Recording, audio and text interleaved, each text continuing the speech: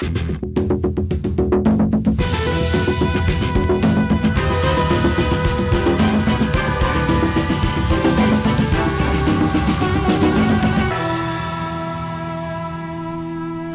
right. Well, at a time of increasing insecurity when it comes to the global economy, a changing world, inflation, deflation, saving, losing, gaining, staying alive, wanting to thrive, what is the importance of financial literacy? My guest today is an Iranian-Canadian woman who's become one of the most successful financial advisors in North America in a very short time and has made it her mission to help her fellow Iranians and all Canadians and beyond improve their financial literacy. Elham Rezaei is a Vancouver-based mutual fund representative at WFG Securities and an insurance agent at World Financial Group Insurance Agency of Canada. In recent years, she has consistently placed among the top earners and producers for personal advisors in finances in Canada and beyond. In fact, she's accomplished the rare feat of hitting the $500,000 mark in yearly earnings as an advisor. But Elham's success is made all the more interesting when taking into consideration her story. Being an Iranian woman who did not work in the financial field when she first arrived in Canada from Iran in 2007. And she was actually a very popular chef for a while. Mm-hmm. She is a testament to hard work, belief in oneself, and the entrepreneurial mindset. And she knows a thing or two about financial literacy right now. Elham Rezaei joins me in the Roqe studio. Hello. Hello, Jean. How are you? Welcome to Toronto. Thank you so much. Thank you so much for having me. I'm so excited. Not as, it's actually freezing outside today, so it's not Vancouver weather. It's not that much, but it's not as bad as I thought, so it's not that bad. You had great fears of Toronto, coming to Toronto. You were laughing when I said a very popular chef. I mean, you were. You were the chef at the Pan Pacific Hotel in Vancouver. That's right. And I only wish you'd brought some samples today, along with financial advice. I can do some cooking for you, maybe. Is there any connection between, I'm going to ask you about financial literacy, but is there any connection in your mind between being a chef or that artistic side of you, which has been in you throughout your life, and being an advisor when it comes to finances? On the face of it, they would seem very different. It's an amazing question, because I always say that my passion and then the feel of the arts based on what I did, now I brought to the financial. So I see even financial is like art, I guess. So because it's need a understanding, feeling, the same way that I cooking, and then it's the same feeling that I just do the financial for people. And even I told already that when I do the financial, when I check the client's accounts, it's like I am stirring the food and stuff. Seriously, it's like that. Really? You actually think of it that way? Seriously, yeah. Huh. But finances seems about numbers. It's math, whereas something like cooking a stew seems a lot more intuitive, about feel, about improvisation, almost like the opposite of math. Mm-hmm. Am I being too reductive? I guess I am. A little bit yes and no, because actually I'm not an accountant. Maybe accounting is more about the numbers and things, which in our field, even though we are dealing with the numbers, but it's mostly we are educator. We are educate people about the concept of the finance mostly, and then of course we do the financial. We do the numbers. And when you're making korma sabzi, you're educating the stew about how it's going to taste good. Exactly. Okay. So when I suggested that we title this conversation "The Importance of Financial Literacy," you were all over it. You loved that idea, and it's something that you talk about. You do talks about. First of all, what are we talking about? What is financial literacy? So financial literacy means that we need to know at least the basic, financial knowledge in every country or wherever we live. Okay, first we. No matter if you are in our country or a new country as an immigrant, we need to know at least the basics, how money works in that country. So, and then me also include the other people, mostly in Canada, they are not that strong in the financial literacy. Well, interesting. I looked up, here's an official definition. the ability to understand and effectively use various financial skills, including personal financial management, budgeting, investing. When you are financially literate, you have the essential foundation for a smart relationship with money. It's something that, using money, paying, investing, or thinking about what we want to do with our money is something we're doing constantly throughout the day. It's interesting that you have stats to show that knowledge or financial literacy scores very, very low in the general population, Exactly, right? yeah. The stats shows that around 95% of people in Canada, they are not as strong in a financial literacy, and it's all because of the banking system. Because the only place people go for their money is the bank, the branch level banking that everybody goes. Okay, but the banks is not designed to give the services or information to every individual. Okay, so that's why that most of the people are on that side, and then just the rare people who have lots of money in the bank then guide through the bank to the private banking in order to get them more information now. But if somebody were to say, okay, well, I'm not a overly rich person that has a whole bunch of money to invest anyway. I'm a middle class person. I got a couple of kids and I have a regular modest salary that I get. How much literacy do I really need? I put the money in the bank. I try and pay the bills. What would you say?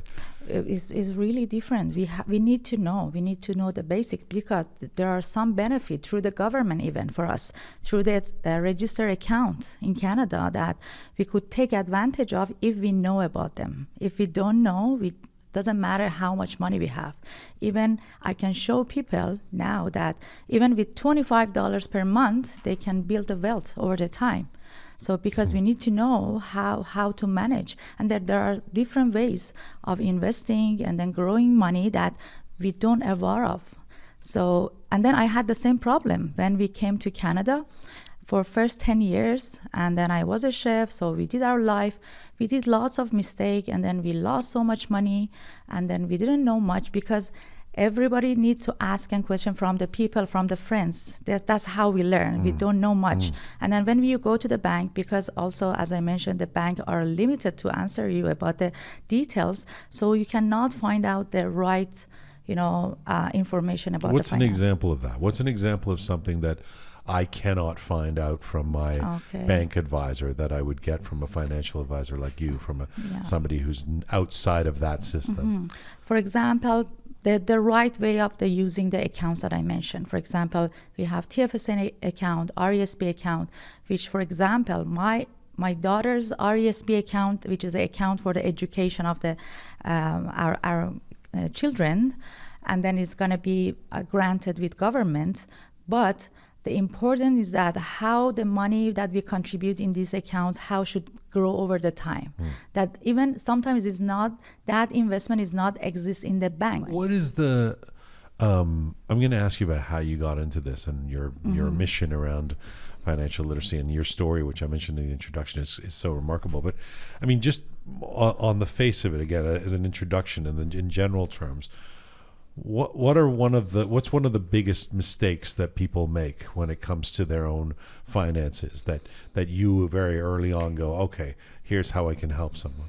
Yeah, when people not aware of the information, so they may make a wrong decision. Like us, for example, we thought that the only way in Canada we can grow our money or make our money safe is, for example, just only go and then buy a real estate. Okay, that's not good. Real estate? I'm not saying no. My father always said real estate, exactly, solid. Real estate is amazing if still we have education about the real estate, where we can buy, how, if I can afford that real estate, at what stage should I buy. So there are so many information that we need to know before even we go to buy a real estate. That because of that mistakes that we did, we lost so much money on real estate, but on the other side, so many people gain lots of money. So why? Because we didn't know how. Okay, and then in 2000, should I tell how should I start it? Yeah. In 2017, and by accident, I got to know a good financial advisor in downtown Vancouver. And then I was curious to see what he offered. And then when I got those information, and then I really impressed that if I knew this information earlier on, so we should act better on our life. Then I start my financial at the same time, and then I understand that in a very basic language I've been taught about that. And then I start my own financial with them, and then I fix some part of that we made a mistake. And then I found that there's a possibilities that I can become a financial advisor myself. And then because I see the needs, this is a high demand that people need to know, okay, about this. This is a lack of financial literacy in Canada, and then I can fix it. I can be a part of that. Your example was one example you gave there was about real estate. Somebody doesn't have the when people. I looked up what the principles, at least according to the internet, according to ChatGPT, what the principles of financial literacy are.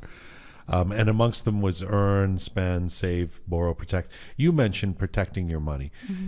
In general, is it more important as a person out there wanting to be smart with your money? Is it more important to be focusing on earning or focusing on protecting?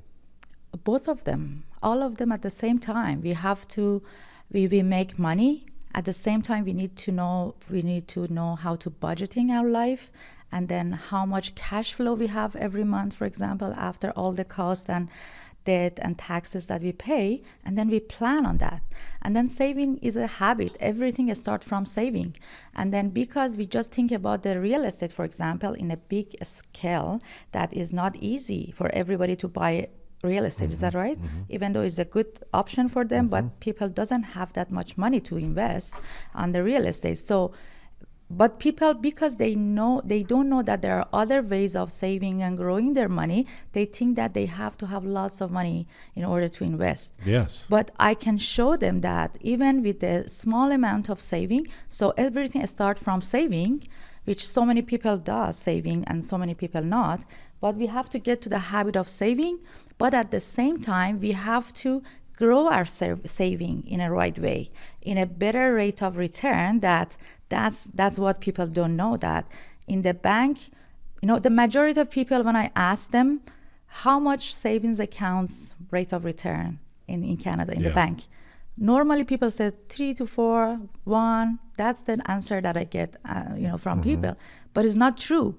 There are investment that I can show that can gives you over 10%, 12% compound interest per year. Right. In the same bank. But people are, I think, in a lot of cases, are afraid of that. Yes. Because it's risky, and if you don't have lots of money, exactly. Yeah, I mean, it's you don't want to. You want to be conservative with the money that you have. Exactly. It's a good point that you mentioned about the risk. Risk has a different definition. Risk in a business is like we can lose our money in a single stocks, or for example, if we do the business, we can totally, lose everything. Yes. But when it's come to the investment means that we never have to lose our money, and it has growth over the time. But what is the risk in investment? Risk in investment is a fluctuation. So your money in the investment never go to zero, versus in the business or single stock can go to the zero. This is a different definition.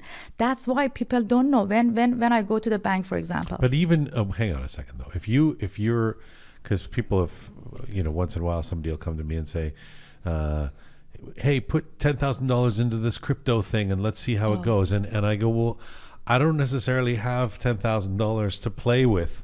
I know it seems fun, but to just see what'll happen, which is kind of what you're talking about, isn't it? When you say you take the risk and you won't lose it all necessarily. No. It's all. That's why it's all about the learning what is the risk, what is the rate of return, what is the time horizon I should have, and then how portion of my money should go to the, for example, higher fluctuation investment or lower. Do I have an emergency fund on the side? So that's what I do. I just. By the way, your face soured when I said crypto. You're not a fan? No, I'm not saying, because crypto, actually is not a bad things, but crypto is like a is not is it actually is too big to be ignored right now, but is like a you might lose all your money, then you cannot put all your money in the crypto. But I'm okay with the 5%, 3% of the whole money that you have is go to that crypto. But when I'm talking about investment, is like real estate also investment. All your money can go to the real estate if you have enough time horizon. Even the real estate, one is a very dangerous things that people buy, and then the way that we lost money, we didn't even notice that we have to have a right time horizon. For example, we have to be handle the house that we buy, because the house is involving lots of cost and mortgage and everything. We have to have enough time to handle all the expenses. Do you really believe that anyone can benefit from when you say everyone needs an advisor like you? Anyone. So, like you said a few minutes ago, you said if you have $25 a month, you can get rich from that, right? Yes. That exactly. sounds like that sounds like a. No, that doesn't sound real. That sounds like a bit of a scam. No. I can show you. I can show you. I've got $25. I can. Okay. So what because then I have to go to the details. Maybe it's not a place to say, but it's all about the simple interest, compound interest. Which way should I? With $25? Yes, 25. I can show you. You can build from that low. Of that course, that little amount. That low. That's why we are not a private banking. I'm an independent agent that have access to several banks, investment and insurance companies that I work with, but it's not like a private banking that asks for at least $1 million to invest. So with me, with the same, kind of bank and institution, I can start a client with $25, $50 per month, like a monthly contribution. And with the right financial literacy, they can build. So that's why I need to inform people before, ahead of whatever I want to do. I don't want to go right away do the financial for people. I want to educate them in a few sessions at no cost, and then I'm the one who put the time. Okay. So, but without any expectation, even my clients that want to do business with me or not. So from morning to night, I'm just doing the meeting with clients. But the average of those numbers that I do the meeting, the clients show up. Some of them want to work with me, some of them not. Maybe you're pretty passionate about this. I'm so passionate. You're passionate about this, and it's interesting to me because as a kid growing up in Iran, in Tehran, born right before the revolution, then a little kid throughout that. You've said that you wouldn't necessarily imagine that this is who Elham Rezaei would become, this successful financial advisor person in Canada later in life. And in fact, you didn't even get into this field until less than 10 years ago. Exactly. Does it surprise you that you're this passionate about it? I didn't think about the being a financial field, but I always think that I'm going to do something in my life, something for people. And then now I felt like this is the one. Because at the beginning of my journey in Canada, I thought that is maybe cooking, baking, which is still I'm passionate about. But on my way, when I understood about the financial information and literacy, and then how it's helped me and my family, because I can always show my accounts and everything. Right. It's like before 2017, after 2017, what happened to my money, to our financial family financial.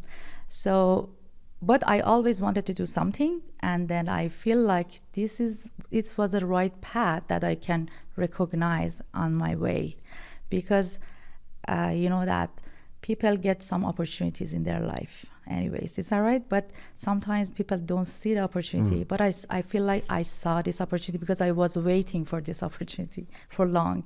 When you were growing up in Tehran, there's 4 kids, 3 older sisters, right? Yes, that's right. Did you come from a financially literate family? Would you describe your parents that way? No, not at all. But I was always passionate about money, how we can have more money, how we can become wealthy. This is what I always think about.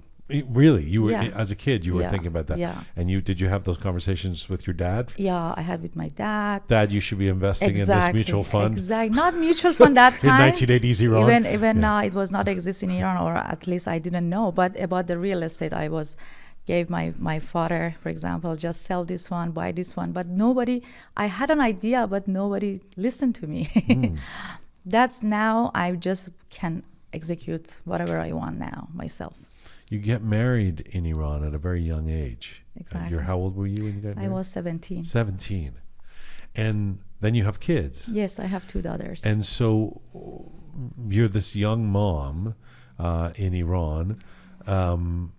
Again, how did you, this person who's sitting here, who's this passionate about advocating for others when it comes in the financial world, as a chef as well, where was that person when you're in your early 20s and you're already married and you have 2 kids and you're in Iran?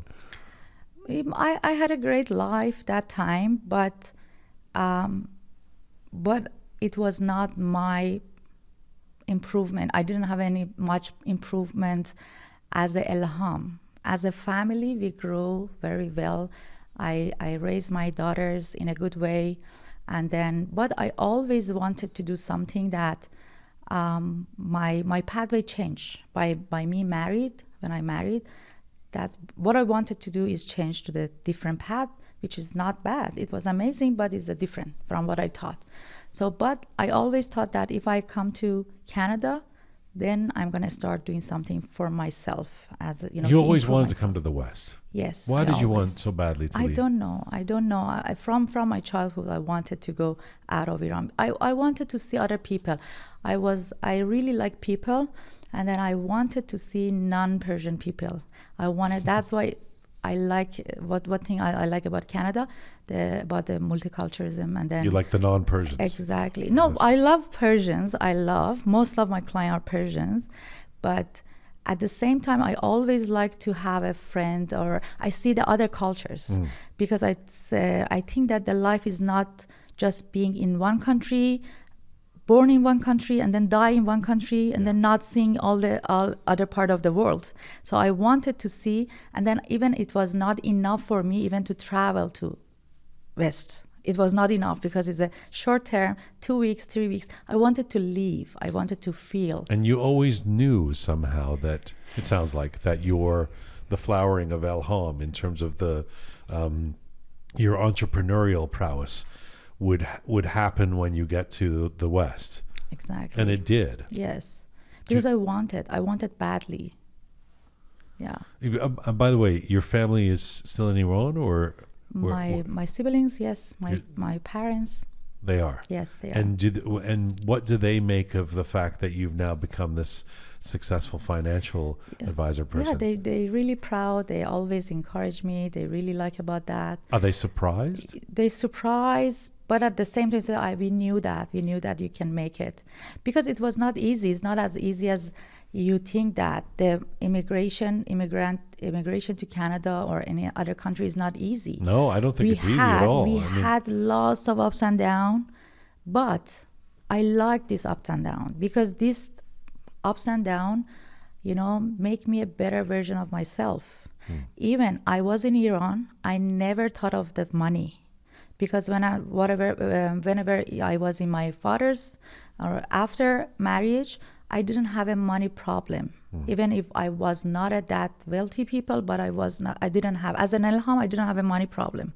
So, but when we came here, then everything is changed. And because of those mistakes that we did, lots of problem, You've referenced that a couple of times. Can you tell us what a mistake that you made? That's what I said. So many pre-sales, so many wrong decision on buying the real estate and then lose money. Oh, you bought the wrong real estate yourself. Yeah. When you use that as an example. Me and my husband, we did lots of mistakes, and then we lost so much money for last. Why was that? You bought a shitty house, or what? I mean, what?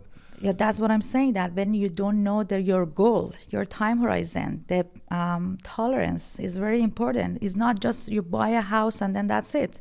And then because we are Persian, and then we like to have You real bought too estate big a house, didn't you? Exactly.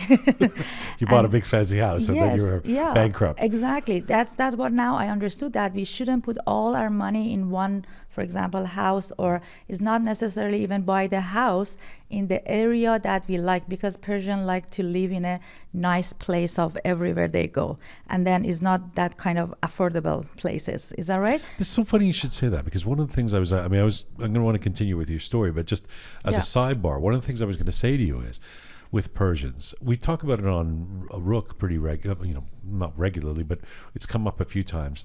The obsession with Persians, that for various reasons, with status, sometimes with needing to show that we're doing okay, we're doing well, and that expresses itself through, I drive a BMW SUV, or I'm wearing these fancy clothes, I have a Gucci bag, whatever it is. These are stereotypes, but it is true that we know Iranians who are that way. And in some cases, the people, I've talked about this on the show, I have friends who might be driving that SUV, that BMW, who don't actually make a lot of money. Exactly. But they feel like they have to buy that. How do you deal with people who come to you in that situation? If most of your clients are Persians, you surely face this, right? Exactly. We have there is a net worth. We have a word of net worth the formula is debt minus asset minus debt. So it's equal to net worth of the people. Okay, so the people have lots of asset, maybe in here in North America, for example, few houses or cars, but when we deduct all the debt, nothing left, and is even negative, the net worth is negative. We call it asset rich people, because they are rich from the outside, but they are not from the inside, because they didn't know. Even sometimes, I'm not saying that they are just want to do bragging. Even myself, I did the same thing, and I never want to brag by buying this car or this house, but we thought that this is the way that we live, we have to do that, but we didn't know that what are the consequences later. So when people come to me, I just mix all the information with my experience that I had for the last 17 years in order to help them, to give them information, and then I never tell my clients that what they have to do. You don't say don't buy that exactly $100,000 car. No. I said this is the information, this is pros and cons, and then now you can make a decision. And then I'm here to help if you want my help. Okay, so I'm not saying that I'm right, you shouldn't do that. But when I show them in the paper that, okay, for example, you're a realtor, now you have this much income, but you are paying, for example, $4,000 per month for your car, that you can reduce the cost. Why you should pay that much just because you want to have a better, for example, car. Sometimes it is not right to do that. Sometimes if it's okay, then it's okay. Why not? Are new immigrants more or less responsible with their money? It depends. Some of them are so conservative, and also I am always saying that too much conservative also is a risk, because if you are so conservative, you cannot grow. Okay, right. So we have to be at the level that it should be. So many people I see that they are so conservative, they don't want to listen, they are not open to get the information at least. But the other side, some people that they come and they do whatever they want with their money, they do so much mistakes, and then they lost so much money, and then I see every day. That's why I'm passionate. That's why I want to give them the information. Doesn't matter if they don't do any business with me, but at least I want them to listen. Soon after you come to Canada in 2007, you end up going to culinary school in Vancouver, yes, that's right. A prominent one, and you end up being a top student there.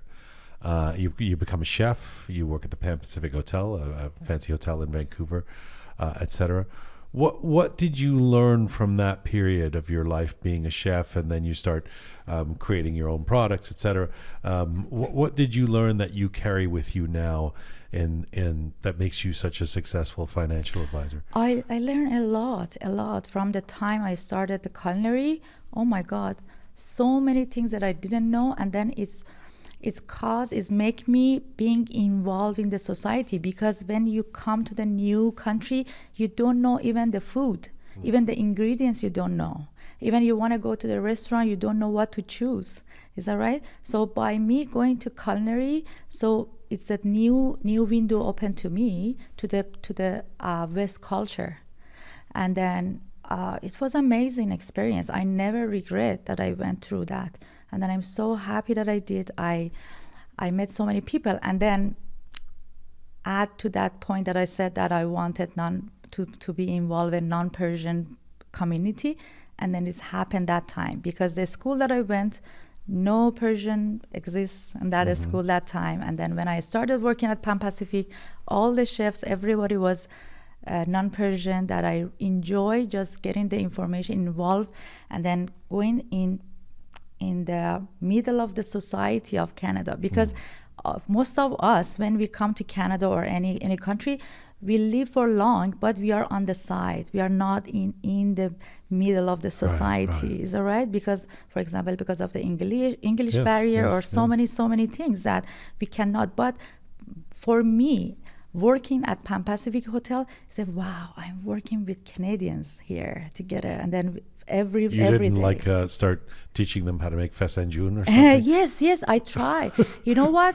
Even in between, I always try to show the culture to them. Even, for example, I asked them to the Pan Pacific, I don't know if we have enough time to tell you, but it's so funny that I told to the executive chef of Pan Pacific, why you don't have a Persian food in your menu? You have Indian, you have Chinese in the menu, but you don't have Persian. And then you have lots of Persian clients because the Persian comes and through their weddings at Pan Pacific a lot.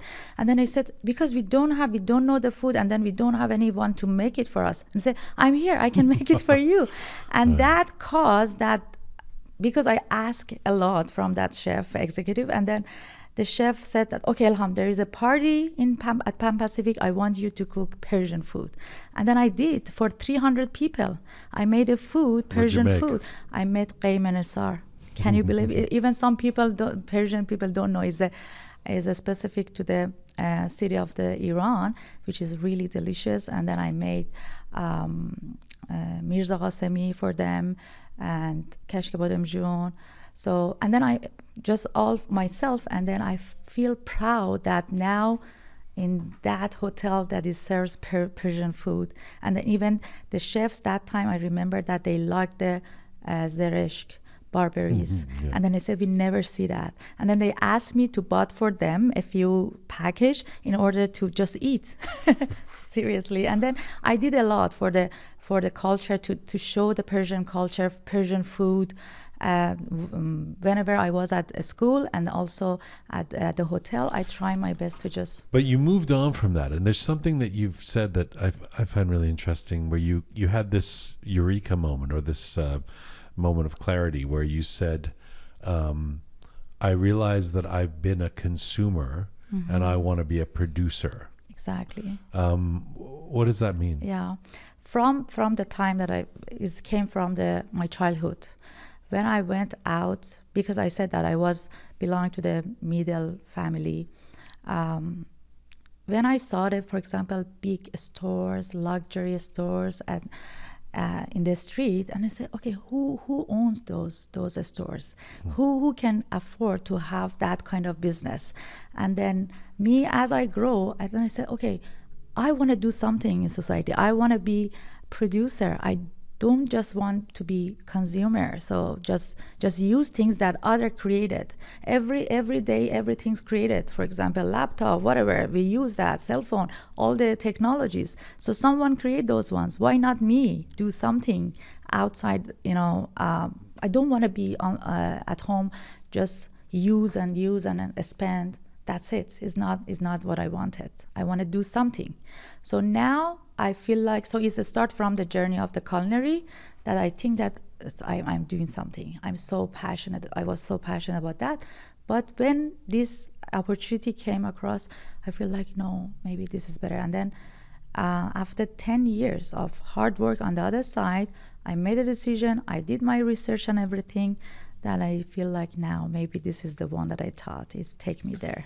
I know you have to get a license, but so that's one way of knowing whether you're a financial advisor or not. But when did you know when did you, I mean, given that this is your field now and you're very prominently so, doing so well, when was the moment where you sort of said, oh, I can do this and I can be very good at this. I can help people and make a shitload of money as well myself. Right after I got those information. Really, I So saw this is that the 2017, fact. you meet the guy in Vancouver Exactly. and Yeah, right after. When they gave me this offer and then they introduced this opportunity to me, I said, oh yeah, why not? I can do the same because I see the value. And then I'm a value person. I always like to help people. I always they like being to, who? WFG? Who gave you, when you say they gave me the opportunity? you know, the agent, my supervisor, that my existing leader or mentor that at that time. At WFG? Yeah, That kind of WFG. Yeah. And then nobody recruit me, nobody approached me. I just heard from one of my friend when she talked about the very good financial advisor that, for example, she met at somewhere. And I said, okay, who is the good financial advisor? Take me there. I want to see him. I want to see and get information because it was for long that I wanted to see a financial advisor. Then when I got the opportunity, when I've been told that this opportunity exists, even though so many of my friends was not happy or my people around me even said, no, you shouldn't do that. You have to continue you have to open your own restaurant or, Oh, that your friends were not supportive of you going into this financial. Not even my family at the beginning. Why do you think that is? Maybe because of, you mentioned about WFG, is that right? Can I just be direct and then Roqe, say about yes. Yeah. that's what I'm here. So WFG is a World Financial Group is a company, is an agency that exists from 45 years ago in US and then came to Canada around 30 years ago. And WFG is not good or bad. That some people say that is a good, some people say it's bad. It's a bit controversial. Exactly. I mean, if you Google it, exactly. I did, you get a bunch of positives, and then you also get, is WFG a scam? Is it a pyramid scheme? That type of thing. That what I heard at the beginning when I got to know WFG, because for that 10 years I never heard of that company. Mm-hmm. Then when I got excited with the information that provided to me, but went out and talk about WFG, not so many people support me on that and said, no, don't do that. But because I got those good information, I said to myself, something wrong, something I have to find out, because it's not true that when I see that this is very beneficial to me, that's how it's going to be bad. Then I try to understand how this platform works in a different sources than people just talking and then sending the review. Is more than that. We have to find out. And then I start researching from the other sources, and then I find out that WFG is an agency, is a dealer, is someone between, is a middle person, is a middle, middleman between providers like banks, investment and insurance companies that WFG contracted with. How come that is a scam and banks and government dealing with WFG is not possible? It seems to be, I mean, from my limited research, a few hours on the internet, who knows, it seems like calling it a scam is definitely not true, or doesn't hold up. What the concerns are around, there's an overemphasis on recruitment. Yes. I mean, is that true that you have to like go and, like Jehovah's Witnesses, you have to go get recruit people? Exactly what I understood, why that concern come from. Okay, because the platform that WFG provide has two sides. In one side, I can get a government license, I can become an agent, like traditionally I can provide the financial services to my clients and then get compensated through the bank, not even people. Okay, so on the other side, WFG instead of recruiting himself, for example, WFG, like other agencies, there are other agencies exist that they have a recruiter, they have an employee, they pay to someone and go and recruit for them, bring the people, and then they become a licensed agent and then they can work. Okay, but in WFG, in platform, allow that those agents who are licensed recruit other people if they want to do the same thing. And then we get an override. So what's more valuable to you? If I'm sitting here right now, is it more valuable to you for me to be a client who comes to you for advice, or for you to recruit me to also be an agent? It's not about the, value about that. Of course, if someone come and start working with me, if that person also become a good agent, so why not? Exactly, it's up to me. And also I have 24 hours. I don't have more than 24 hours to help people. Is that right? What do you mean? I mean that because of that number of the people needs help out there. Out of 40 million population in Canada. Okay, how many licensed agents exist in entire Canada? In all the agencies, over 50,000 agents. So 50,000 agents is not enough for 40 million population. Right. So then what's wrong? Me become a good financial advisor, become a trustable, knowledgeable financial advisor for people, but I'm alone myself. I don't have more than 24 hours to give the services to the people. Right. And then, so why not I give this opportunity to the other people like me, want to do the same, and then they come start the WFG, but through me, and then I start educating them, helping them to do the same thing. So I can duplicate myself to the other agents. But now so let me ask another question. If now that you're doing well, you obviously know what you're doing, and you're making a lot of money, and you're helping people in this financial field and insurance and all that. Why do you need WFG now? I mean, why don't you just go out on your own? Because WFG's role is so important. It's not something that I can go out there and then do the same for myself. First of all, WFG take care of all the regulations, all the connection between me as an agent, the higher level of for example, even through the different levels to the government. Okay, because nobody can just have their license but not connecting to an agency to have a control. Do you know what I mean? You can't set up an independent agency? No, we cannot. But we can choose the agency. We can choose either WFG or other, for example, agencies, MGA, okay? So it doesn't matter. Like realtors also, I can give an example. Any realtor with the licensed realtors, they are either, for example, go to Sussex, Remax, agency that can hold their license in order for them to be able to sell the houses. The same as WFG. So we have to connect our license to one agency. Why I choose WFG other than the other ones? Now I easily can disconnect my license, go and work in the bank, or I can go work with the other agencies that exist, and then there's not a recruiting model even. But you stay because... I stay because WFG has the best platform and then compensation model, and is a very old company that now all the this company also improve from the time in 2017 when I started till now. So much changes happen in WFG. You're in WFG, in that ecosystem. You're one of the top earners. You're famously very successful.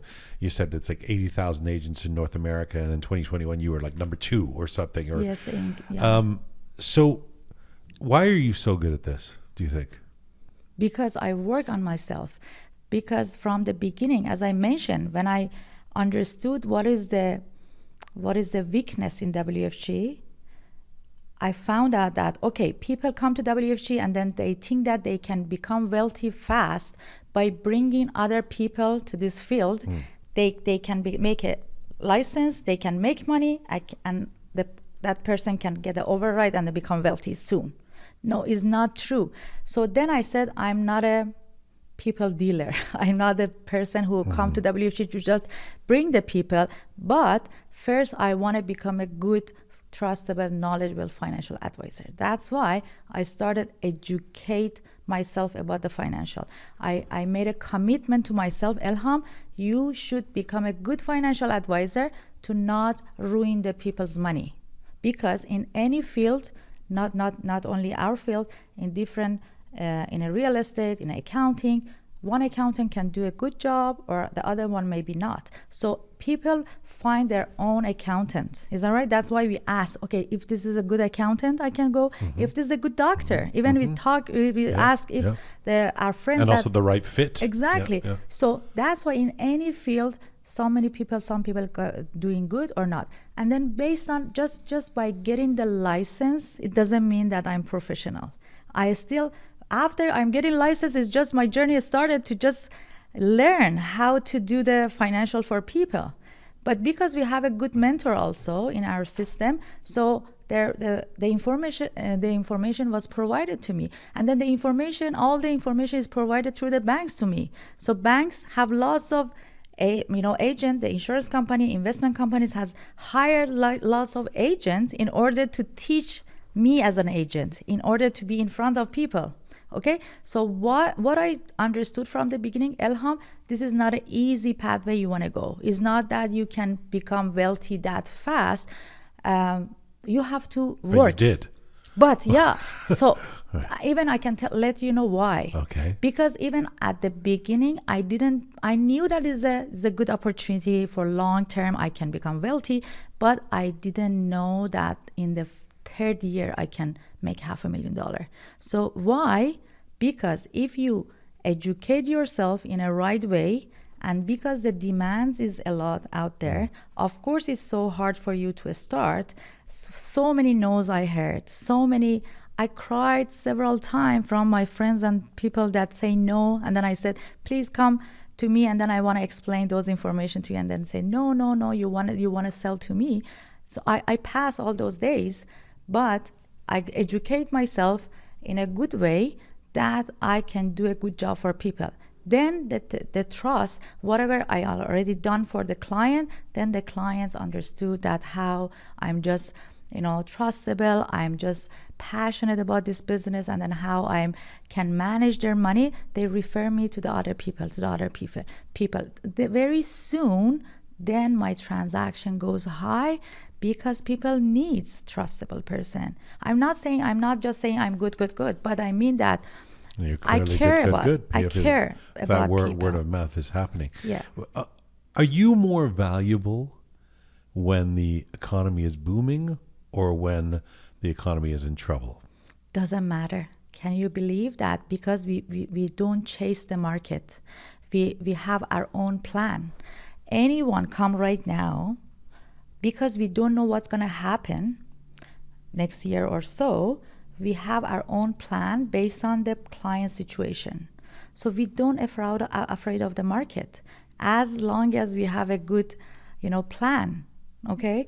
So of course, when the market goes down, is a bigger opportunity for people to invest more. But what people think that they have to sell more.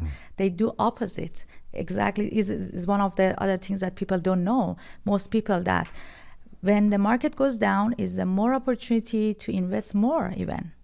Okay. Right. And when the market is really good, then we can balance the client's portfolio, and then that's it. As long as we don't chase the market, we have our own plan, and all the economies always is a cycle. It goes up and down every 5 years, 10 years. Do you know what I mean? So yes. As long as you have a right plan, you never hurt. Based on, we've established the passion that you have for this, the success you've had in financial advising, what's the best part of this for you? What's the best part of your day? Best part is I made lots of money for my clients, and the value that I bring for them is more than what I earn. Even my commission are high, even I make lots of money, but the value that I give to my clients is much bigger than what I earn. And then I earn money because of the good thing that I do for people. I'm not just getting wealthy because of I feel guilty. No, I'm not guilty. I feel comfortable. I feel good, because I'm not saying 100% of people are happy from me. I cannot make everybody happy. But as long as I see that majority of people are happy from what I do for them, and then I'm so clear with my client, and then I try my best to educate my client. I put lots of time for my client before even I want to do something for my client. Then I am like this. I tell them everything, and then I'm not desperate if they want to do business with me or not. And then whatever happened after, then I already talked to them. I told them the terms and condition and everything. I rarely have problem with the clients last 6-7 years. It's great getting to talk to you. Thank you. Thank you for doing this. If you go back just 10 years, you're working in the culinary field. 10 years later, you're a top earner and producer as a financial advisor, talking about financial literacy on a program that hopefully people are engagingly listening to right now and watching around the world. Where do you want to be in 10 years? In 10 years, I see... Do you think you'll be in this field? Most probably, but I see that this pathway maybe send me to the higher level of something else maybe. Do you know what I mean? So I mean that now I feel like I'm gonna stay long this business for sure. But I mean that this business opened the other windows to me later, because I like to become I like to help people. I like to help everybody, especially women, on their self-development also. Because I work a lot on myself. I'm still working. And then this is something that is come with the business or anything you want to do. You have to improve yourself and then get the mentor. You have to follow the good people out there and then educate yourself about the self-development. So I see in 10 years, oh my God, even not 10 years, even 5 years, I see I'm growing, I'm helping more people. I see the good things in the future. You generally, you seem like an optimistic person. Yes, I am. You believe in the future. I am a believer. You kind of have to be in your job, right? Yes, but It wouldn't be. You don't want a financial advisor who's like, the sky is falling, things are going to be horrible. Exactly. The gray skies are coming. Exactly. You don't want that. Exactly, because that's what I'm saying. It's not only finance that I have to be good at. I have to be good to myself. I have to be a better version of myself every day, because people's money, wealth and health and wealth is really important for people. Is all right. For the wealth, they go to the good doctors. For the wealth, also they go to the good advisor that not only be knowledgeable, also be a presentable, being positive. If I'm doesn't have energy per day in a day, so who can trust me if I'm not in a good situation of my life? If I, not a positive person, how I can help others? I have to work on myself. I have to be good. It doesn't mean that I don't have any problem, but now I know more how to handle the problems. And then life comes with the problems. Life is not easy. Even previously, I thought that, okay, I always liked the destination. I was like that. I have a personality, for example, when I went to the vacation, I always wanted to arrive somewhere. But now I understand that the life is not about being arrived somewhere. Life's a journey. Exactly. It's a journey that you have to enjoy, and all good and bad and positive and negative, and it's all the lesson and experience that you have through the life. So, and then I enjoy more. I enjoy my life more than before. So I want to transfer those energy and information. And how old are your kids? 26 and 21. Do you financially advise them? Yes, but sometimes they don't listen to me, but recently they listen more. How dare they? They have to listen to you. Yes. They're a successful mom. It's such a pleasure. Thank you for doing this. Thank you Thanks so for much. It's nice to have you in Toronto, and hopefully to be continued. Thank you so much. Really appreciate it for having me. It was amazing. It was a great experience. Merci. John, thank you.